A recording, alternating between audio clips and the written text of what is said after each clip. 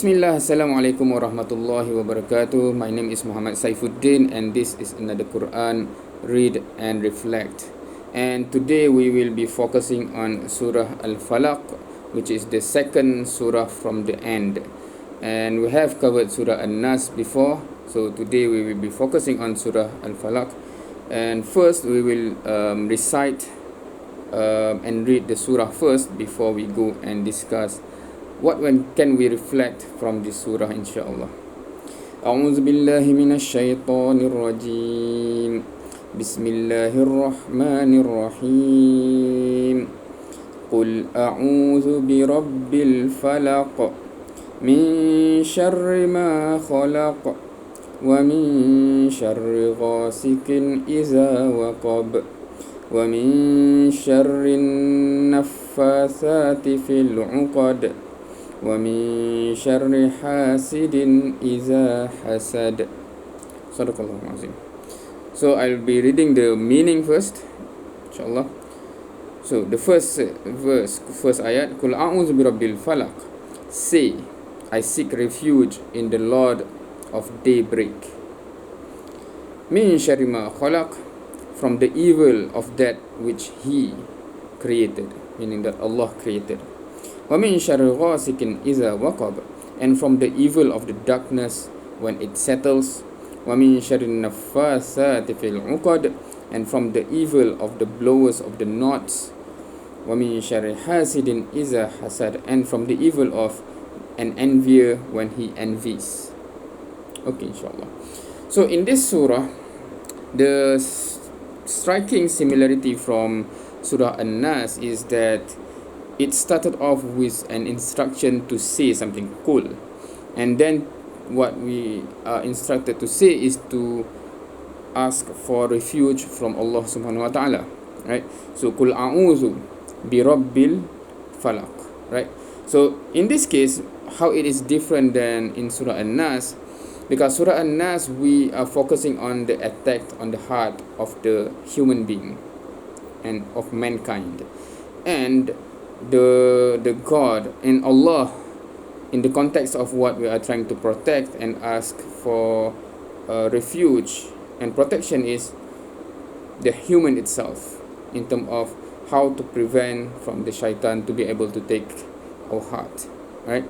So we ask from Rabbin Nas, Malikin Nas, Ilahin Nas, right? From the Lord of mankind itself, right? But in this case, if we read through the surah, the type of attack, the type of danger, the type of harm that can come to us is in the form of the creation from outside, right? Be it generally in the second verse, from the evil of which He created. Whatever it is, the harm that can cause us can come from any of the creation, right? And from the harm or the evil, the translation here, shar is translated as evil, right? From the evil of the dark at night, for example, of the blowers of the knots. This is basically those who practice black magic or sihr, right? And that's how they do it back then in Arab culture, perhaps, where they tie the knots and they blow, right? So we have many different type of black magic in the world, right? From voodoo doll, and in our culture in Malaysia or in this region we have, like, I'm not sure what it is in English, it's kemenyan or keris, etc., right? So there's many different type of black magic, but this is one of those. وَمِن شَرِّ حَاسِدٍ إِذَا حَسَدَ, and also from those who are envy towards us, right?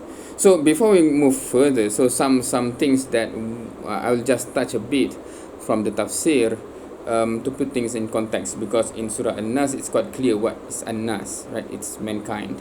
But in this case, what is Rabbil Falaq? What is Al-Falaq, and how does it reflect or relate to the other verses and the context of discussion, right? If you see the tafsir and how this word Al-Falaq is being used in the Qur'an itself, there's two contexts or two type of usage that you can find.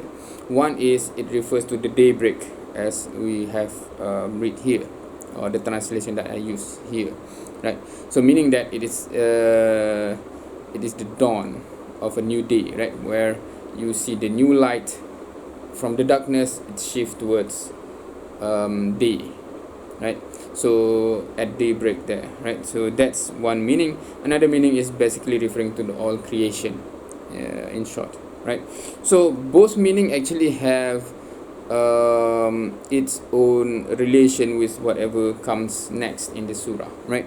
In terms of daybreak, it gives the idea that Allah is the one who shifts from darkness, total darkness, towards light. So Allah can shift that. So whatever comes from the darkness and the evil from what is mentioned in the surah that can harm us, Allah can also turn that into light, right? In terms of Al-Falaq, in the sense of all creation, then of course that covers all the type of the danger that we mentioned also, right? So that is how the word Rabbil Falaq relates to the content of the surah, right? So in terms of as a Muslim, we do believe that all creation have been created with its own function, and some of the creation actually they do not in itself have an evil intention, for example, right? However, for example, some carnivore animals, it's just that they've been created to eat or to want to eat meat, etc., right? So in the reality, that can cause us harm, right? So that's an example of certain creation, certain animals, certain creation actually just live their life, but from the perspective of ourselves, it can cause us harm. So that one category. There's also another category that is also highlighted in the surah, where human being, sometimes they have evil intention, that they can do evil stuff to others, right? There's mention of hasad here, those who have evil intention, of envy that trigger to the evil intention, and also there's this dark magic practices here, which can relate to those who have the evil intention in the first place, right? So all of this can actually cause us harm, and Allah mentioned in this surah, we should seek for refuge, and we should seek for protection from Allah subhanahu wa ta'ala, because Allah is the creator of all this, and Allah is having power on top of all of this. So obviously Allah is the place where we ask for refuge and protection, right? So that is the clear-cut point. Now, what should we take as our action from this surah? Now, there are two types of danger, generally speaking. One is from the reality of this world, based on the sunnatullah that Allah have put in place, right? Just an example, the animal that basically can harm us, not with evil intention, but because they can potentially do so. That's one category. Another category is more on the unseen, where dark magic is involved, etc., right? Now, perhaps we go for the second one first that I mentioned, right? There's a tendency in certain culture, despite them being Muslim, they are still influenced by certain ritual culture from other influences, where in dealing with, for example, this, I don't know, attack of jinn, etc., right, sihr, black magic, sometimes they resort to means to handling these issues, which is also something that can be questionable whether it is accepted in Islam or not, right? There are things that involve the aqidah, the belief of us, ourselves, whether it already violate the belief of a Muslim, right? For example, we can recite Ayatul Kursi for protection, for example, and for instance, we want to protect our house from those kind of unseen evil. We can recite Ayatul Kursi, for example, right? However, some people actually make in a written form this Ayatul Kursi and frame on top of the door, for example, right? So that's another way that some people do. We should be mindful of whether that is considered okay or not, and there are some discussion. I'm not going to be dwell on this at length, but this is just to trigger our awareness of we should be mindful of what we do, right? For example, if we ask, why do you put that verse, the frame, on top of the door? If he says this is for protection, how is it a protection? Because if you say reciting the Ayatul Kursi itself is protection, it doesn't need that frame, it doesn't need that picture or thing placed there, right? You just recite and ask for refuge and protection from Allah subhanahu wa ta'ala.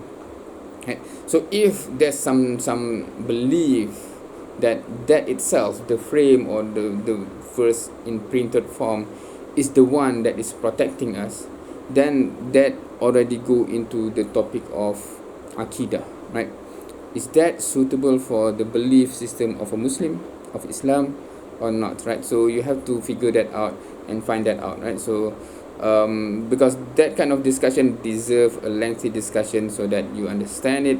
So it's not within the scope of this surah, but not the scope of this reflection, but as a reflection, as a main reflection, be mindful of what you do in dealing with this kind of circumstances, right? The unseen protection in that sense, right? So that's number one. Number two is about normally the physical world, right? The physical harm that can be caused by, for example, the bite of a snake, right? The poison of the snake, right? That is a danger and harmful thing that can occur to us. Na'udzubillah min zalik, and we do ask for protection as well from that, right? Now, for this one, Allah have set the sunnatullah of this world, how this world function, right?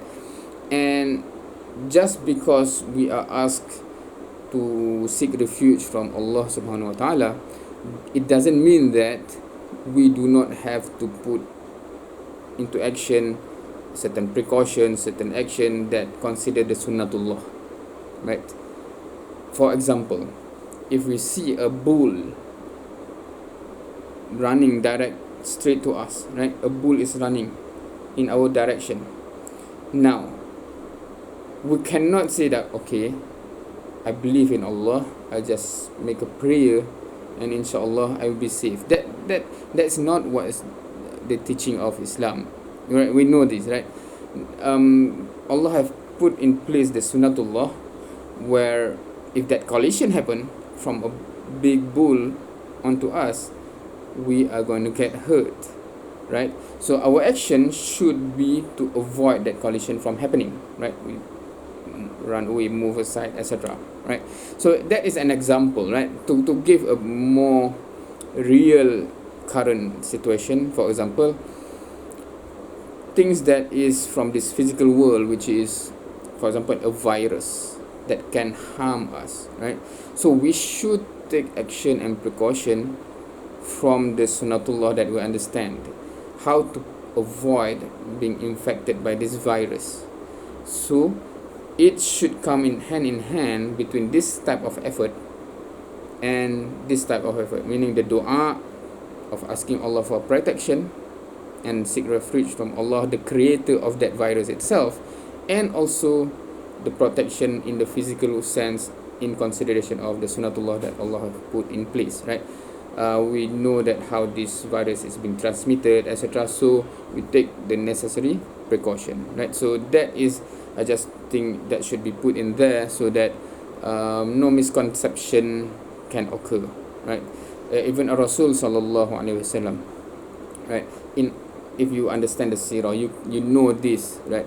In the event of Badr, right? In the event of Badr, we know how Rasul sallallahu alaihi wasallam make the prayer, make the dua to Allah Almighty, Allah subhanahu wa ta'ala, ask for help and protection, right? But at the same time, it doesn't mean that they do not have to plan what is the best strategy to deal with the circumstances in the physical world. You understand? Of course, we know what happened, and we know that Allah mentioned that Allah sent down the angels, the malaika. However, that kind of help is never being sent before all the physical understanding, meaning the effort, the strategy to deal with the physical world, the sunnatullah that Allah have put in place, have done to the maximum best. For example, another example is in the hijrah, right? Rasul SAW make the hijrah from Mecca to Medina with Abu Bakr, right? Now, it's not, of course, at the same time, the belief that Rasul SAW, when he said, La tahzan, inna Allah ma'ana, Allah is with us, right? That belief does not mean that they do not make any precaution, they do not make any strategy, they just go just like that, and then don't worry, Allah is with us. It's not like that. It's never like that. Allah will give the help when you have done the utmost, the best effort and strategy, like Rasul Sallallahu Alaihi Wasallam have shown in the seerah, right? So we will be dealing in more depth in these examples of Badr, of Hijrah, etc., in terms of where is the effort, how do we understand it, where is the help from Allah come from, etc., etc., in other video. But in this case of Surah Al-Falaq, I'm just adding this to make sure that our understanding of asking for protection and refuge from Allah does not mean that we do not need to do our part in terms of the physical world, right? However, we do totally believe that Allah is in control, in power for all of this creation, right? Allah can decide, Allah can decree that something that normally hurt something or you do not hurt you in that instances, right? Allah can do that. For example, in the case of Prophet Ibrahim, when he was thrown into the fire normally hurt us, but in that instances, Allah, with Allah's protection, the fire did not hurt Prophet Ibrahim alayhi salam, right? So that can also happen. So in terms of our belief, we put all of our hope to Allah subhanahu wa ta'ala, because Allah is all powerful and in control for all the creation, right? However, having mentioned that, it doesn't imply that every time you make a prayer, nothing will happen to you. I'm not saying that Allah do not hear you. I'm saying that by definition, this life is a test, meaning Allah can test you with any given thing that Allah decides, right? Even Rasul Sallallahu Alaihi Wasallam is being tested a lot. That does not mean that Allah do not protect Rasul Sallallahu Alaihi Wasallam. It doesn't mean that Allah do not hear the prayer. It means that there are certain things that Allah just want to test you and to see how you react. So in this case, just to add a little bit, even if we have done our best in terms of strategy, even if we have made the prayer and dua, if we are still tested, be it with the virus, be it with accident, etc., then know that it is a test, and yeah, it doesn't mean that Allah do not accept or hear your prayer, etc., etc., right? So that is also part of the worldview that we should have, so that anything happen, we understand and we do not react poorly, inshallah. So wallahu alam, that's the first reflection from this surah, which is about asking for refuge and protection from Allah subhanahu wa ta'ala from any type of danger that can harm us. In the next video, in the next episode, inshallah, I wish to go into another aspect that is being mentioned in this surah, which is related to the last verse of the surah, last ayah, and we will be talking about that in the next episode, inshallah. Wallahu alam. May Allah guide us and protect us in all circumstances, inshallah. Wallahu alam. Assalamu alaikum warahmatullahi wabarakatuh.